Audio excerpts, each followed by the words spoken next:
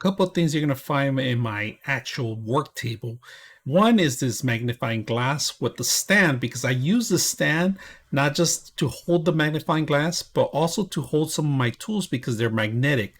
This is a perfect combination if you're ever going to have something similar to what I'm doing.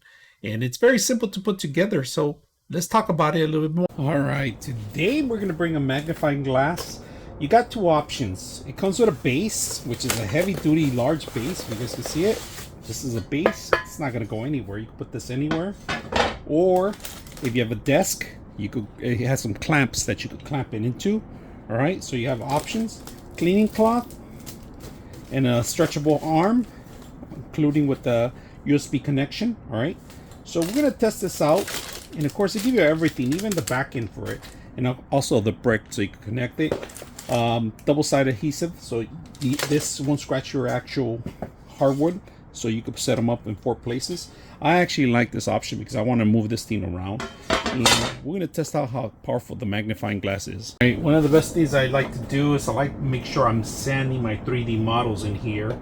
And you could change the lighting if you don't see it. If you guys can see the lighting effect, different lights, all right? But the best thing is, like, this is adjustable too. And like I said, you could turn it off, you could turn it on, you could minimize the light, make it dim it down, and then of course back up. So every time I'm gluing stuff, I want to make sure that I'm also sanding. It's the hardest thing to do because when you're sanding, I'm a little old, I'm getting old already, so I got to start sanding, make sure that I can see everything right correctly. And this is perfect, so I could adjust this how I want, and that'll be it. So